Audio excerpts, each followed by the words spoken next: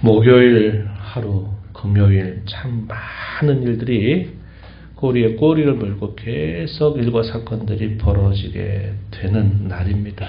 그래서 우리가 어제도 목요일 날 있었던 내용들을 먼저 살펴보았고, 오늘 목요일에 있었던 일들을 또 우리가 살펴보려고 해요.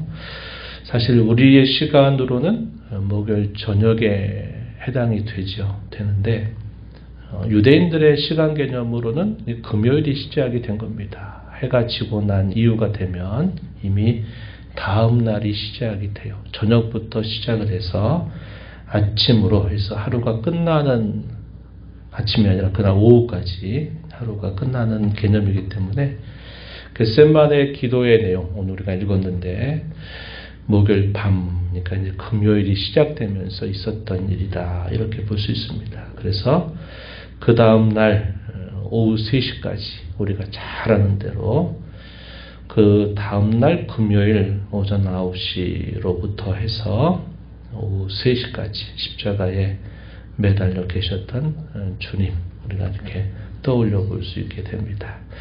오늘은 겟세마네 기도, 그리고 또 예수님이 체포를 당하시게 된 일, 공의 앞에 서서 불법적인 재판을 받게 된 일에 맞추어서 베드로가 결국은 예수님을 3번 부인하게 되는 이 내용에 집중해서 우리가 함께 살펴보겠습니다.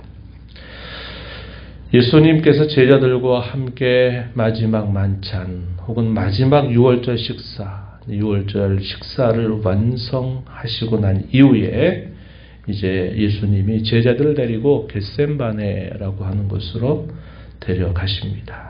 그리고서는 베드로와 요한과 야고보를 더 가까이 데리시고 주님이 기도하시는 곳 가까이 이들을 두십니다.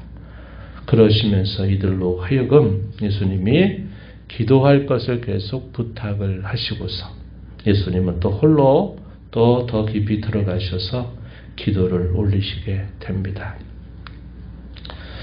오늘 우리가 읽은 말씀에 보니까 심히 놀라시며 슬퍼하시면서 기도를 올리셨다 표현되어 있습니다. 그 기도의 내용 이렇게 표현되어 있어요. 34절에 내 마음이 심히 고민하여 죽게 되었으니 너희는 여기 머물러 깨어 있으라.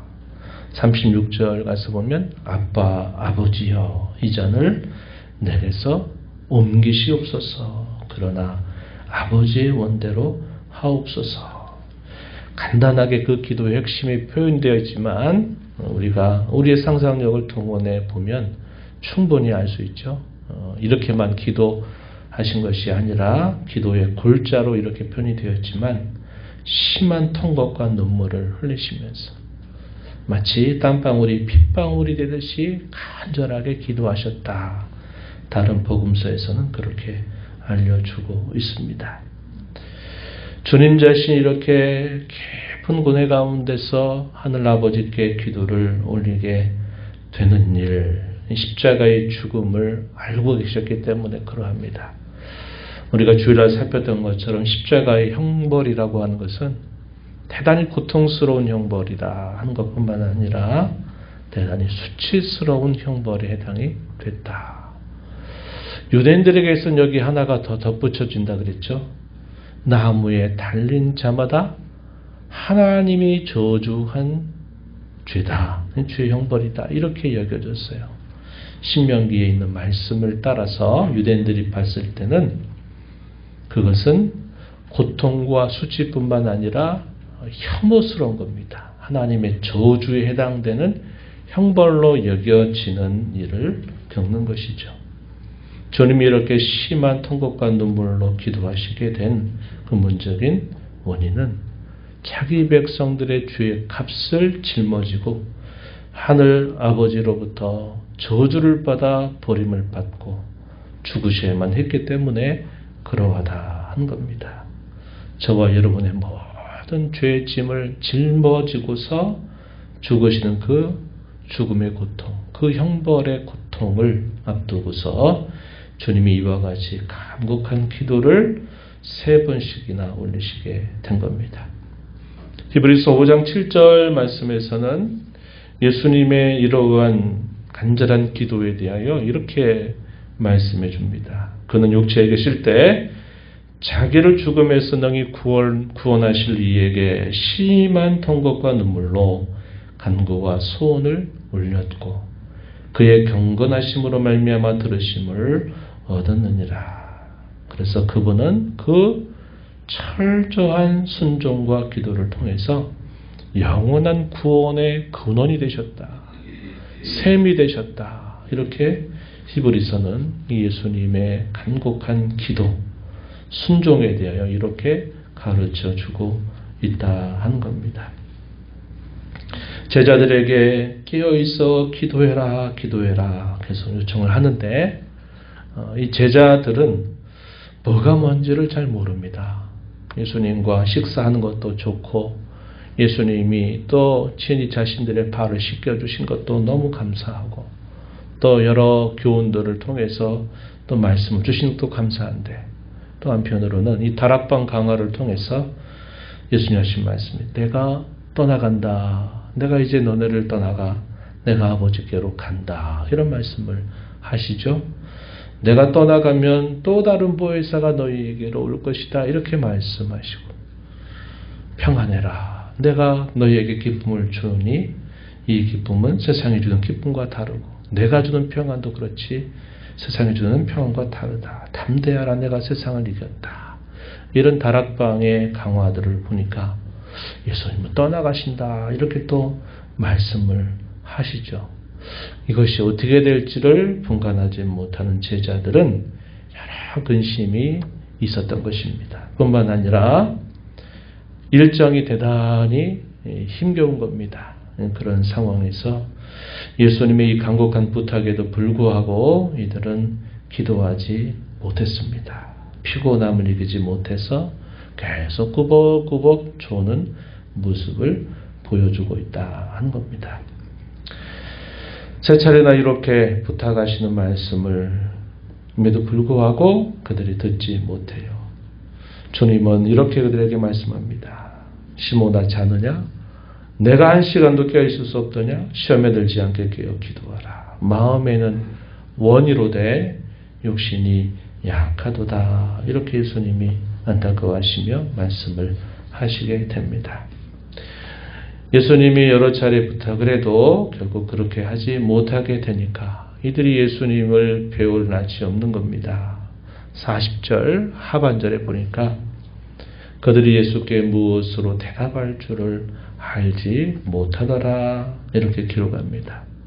한자말로 유구무언이에요. 입이 있어도 대답을 못합니다. 또 이렇게 말하죠. 입이 10개라도 한마디도 할 수 없는 처지에 놓이게 된 것입니다. 그리고 난 다음에 상황이 이제 급격하게 돌아가게 되죠. 유다가 이미 종교 지도자들에게 예수님을 팔겠다 이렇게 이미 그들과 계획을 짜고 이 유다가 종교 지도자들에게서 파송된 무리들을 데리고 이 겟세마네 동산으로 찾아왔습니다. 그리고 예수님께 다가와서 입을 맞춥니다. 그리고 파송된 무리들은 그가 바로 예수인 줄 알게 되고 그를 이제 체포하여 데려가려고 했습니다. 한 제자가 나타나죠. 그건 누구냐면 베드로입니다. 베드로가 딱 나타나더니 검을 빼가지고 대제사장의 종의 귀를 쳐서 떨어뜨린 것입니다. 역시 여기서도 베드로는 자기가 예수님을 위할 수 있는 일을 한다 이렇게 했지만 얼마 전에 또 책망받았던 그 일을 그대로 반복하고 있는 거죠. 네가 하나님의 일을 구하지 않고 사람의 일을 구한다. 이런 말로 사탄아 내 뒤로 불러가. 너는 나를 넘어지게 하는 자로다. 이런 말씀을 하신 바가 있는데 또 베드로는 또 역시 그렇게 예수님을 지키겠다라고 나서게 된 겁니다. 그 떨어진 종의 귀를 예수님이 다시 들고 그 귀를 다시 붙여 주셔요. 그러면서 그것을 거둘 것을 예수님이 말씀하시게 됩니다. 예수님을 잡으러 온 사람들이 검과 뭉치를 가지고 체포하려고 했지만 예수님은 하나도 그것에 대해서 반대하지 않으셨어요. 이것은 성경을 이루려 함이다. 이렇게 예수님이 말씀하시면서 아무런 저항 없이 예수님은 체포를 당하시게 돼요. 이런 과정에서 이 마가복음을 기록한 이 마가가 한 청년으로 그 당시 있으면서 도망치게 됩니다. 예수님을 버리고 도망치게 되는 모습이 표현이 되어 있어요. 예수님 잡히자마자 이제 공회 앞에 소집이 될 때까지 이것저것을 옮겨 다니시게 됩니다. 제사장도 만나게 되고 그런 과정에서 어떤 일이 있었느냐. 우리가 읽은 66절 이하에서 마침내 베드로의 부인이 있게 된 내용들이 소개가 되고 있습니다. 우리 마가복음에서는 별다른 소개가 없는데 누가복음을 보면요. 이런 말씀이 소개됩니다. 누가복음 22장 54절에 보니까 베드로는 그래도 예수님의 곁에 가까이 있겠다 하는 마음을 가지고 예수님을 따라가는데 뭐라고 표현되어 있냐면 베드로가 멀찍이 따라가니라 이렇게 표현되어 있습니다. 22장 54절 이렇게 표현되어 있어요. 그래서 예수님이 신문을 당하는 동안에 베드로는 그렇게 멀지 않은 곳에 있었습니다. 대제사장의 집들에 함께 있었던 겁니다. 사람들은 많이 모여 있었어요. 어떻게 되는가 보자는 그런 기다림 가운데 있을 때 베드로가 그들 가운데 있었던 거죠.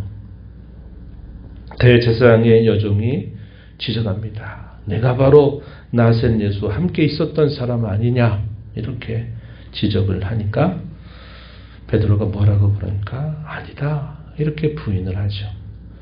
또다시 말합니다. 사람들 앞에 이 사람은 그 예수를 믿는 무리들 가운데 있는 사람이다. 분명히 그 도당이다 이렇게 또 말합니다. 또 부인하죠. 곁에 있는 사람들이 이제는 나서서 함께 그 베드로고 바로 그 도당이다 라고 지적을 합니다. 너도 갈릴리 사람이 참으로 그 도당이다 이렇게 지적을 하게 되니까 뭐라고 세 번째 부인을 하는가. 71절에 표현된 것처럼 나는 너희가 말하는 이 사람을 알지 못한다. 세 번째 부인을 하게 됩니다. 그렇게 되니까 닭이 울게 돼요. 한 번 닭이 울었고 두 번째 그 부인이 끝나고 부인하게 되면서 결국은 두 번째 닭이 울게 돼요. 예수님이 하셨던 그 말씀 그대로 이루어지게 된 모습을 깨닫게 됩니다. 그리고 바깥에 나가서 심히 통곡하였다. 이렇게 본문은 가르쳐 주고 있습니다. 이에 대한 다른 복음서를 우리가 함께 좀 참고해서 보게 되면요. 이렇게 묘사가 되어 있어요. 이건 더 어떻게 보면 아찔한 기록이다. 이렇게 느껴질 수 있는 기록입니다. 누가복음 22장 60절부터 62절의 내용에 이렇게 소개되어 있습니다. 한번 잘 들어보세요. 읽어드릴게요. 베드로가 이르되 이 사람아 나는 내가 하는 말을 알지 못한다라고 아직 말하고 있을 때 말하고 있는 그 동시에 그 말이죠. 닭이 곧 울더라. 주께서 돌이켜 베드로를 보시니 베드로가 주의 말씀 곧 오늘 닭 울기 전에 내가 세 번 나를 부인하리라 하심이 생각나서 밖에 나가서 심히 통곡하니라. 예수님은 지금 신문을 당하고 계시는 중에 있었고 베드로는 그 대제사장의 뜰에서 있었어요. 어떻게 되나 예수님 어떻게 되나 보려고 있었습니다. 그런데 사람들은 네가 그 예수를 믿는 사람 아니냐 그 도당 아니냐라고 계속 이야기를 하고 있고 신문을 당하고 계신 주님이 그 베드로가 있는 곳을 향해 이렇게 얼굴을 돌려보신 겁니다. 눈이 마주쳤어요. 얼마나 그 상황이 민망한 상황이겠습니까? 누가복음은 이것을 그대로 기록을 해주고 있는 겁니다. 눈이 마주쳤어요. 얼마나 그 상황이 참 견디기 힘든 상황이었겠어요. 심히 밖에 나가서 통곡할 수밖에 없는 일이 되고 말았다. 이렇게 표현해 주고 있습니다. 예수님은 일찍이 너희가 나를 따라오려면 자기를 부인하고 자기 십자가를 지고 나를 따라야 된다. 자기 부인을 말씀하셨는데 이 상황에서 베드로는 누구를 부인합니까? 예수님을 부인했어요. 그것도 3번씩이나. 율법에 의하면 이게 벌써 3번 번복이 됐다는 얘기는 분명한 사실로 받아들여지는 거거든요. 자기 살려고 예수님 부인한 것입니다. 예수님은 너희가 나를 따라오려면 너를 부인하고 자기 십자가를 지고 나를 따라와야 된다. 이렇게 하셨던 말씀에 정면으로 반대되는 그런 행위를 하게 된 겁니다. 자기 살려고 주님을 모른 척하고 주님을 부인했어요. 다른 데 보면 저주했다까지도 말할 정도로 한 겁니다. 완강하게 나는 그를 모른다라는 말을 믿게 하고자 그렇게까지 거세게 부인하는 그런 모습을 보여줍니다. 우리가 너무 잘 알고 있는 이야기인데 이 이야기가 우리에게 주는 교훈은 굉장히 풍부하고도 우리에게 많은 교훈을 주고 있다 하는 것입니다. 우리가 이걸 통해서 오늘 생각하게 되는 중요한 교훈은 기도하지 않고 주의 말씀을 듣지 않고는 이 영적인 전쟁에서 결코 승리할 수 없다라는 사실을 우리는 분명하게 깨닫게 되는 겁니다. 영적인 전쟁이 벌어지기 전에는 다들 뭐라고 말했어요? 죽는 일이 있더라도 그것까지 함께 할 겁니다. 죽을 각오를 이미 했습니다. 제자들도 다 우리도 그렇게 할 겁니다. 라고 예수님께 말씀드렸죠. 듣기 좋으라고 한 말은 아니었을 거예요. 분명히 그럴 수 있다고 확신했을 것입니다.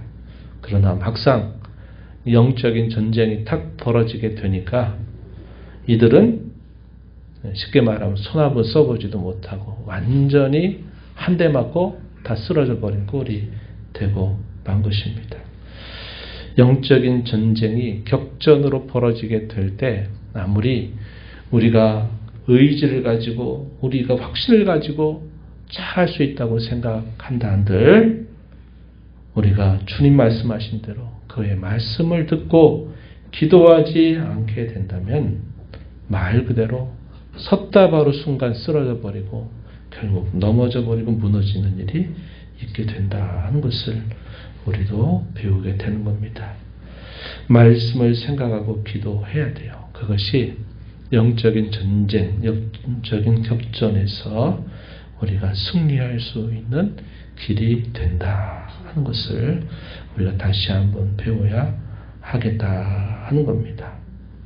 우리 삶 속에서 나 살자고 주님 모른 척하는 일 하지 않도록 여러분의 직장에서, 가정에서, 사람들과의 만남 속에서 다짐만 해서는 안 됩니다. 주의 말씀을 항상 가까이 하고 그 말씀 붙들고 간절하게 기도해서 주의 능력을 힘입어야만 우리가 그렇게 할 수 있지.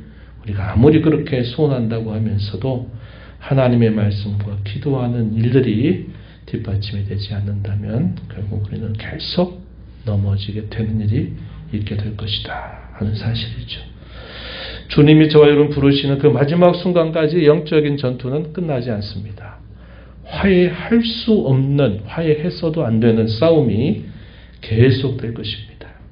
주님을 따라가면서 이 교훈들을 마음에 새긴 자로 남은 생에 결단하고 늘 말씀과 기도로 무장하여 살아가는 저와 여러분이 되기를 진심으로 바랍니다. 하나님 아버지 감사합니다. 이 새벽 시간에도 저희들을 깨워주셔서 겟세마네 기도에 주님이 간절하게 기도하셨던 주의 모습과 주께서 당부하심에도 불구하고 함께 하지 못했던 제자들이 힘 한번 써보지 못한 채 순식간에 예수님을 떠나고 부인하고 배반하는 그런 모습을 살펴보았습니다.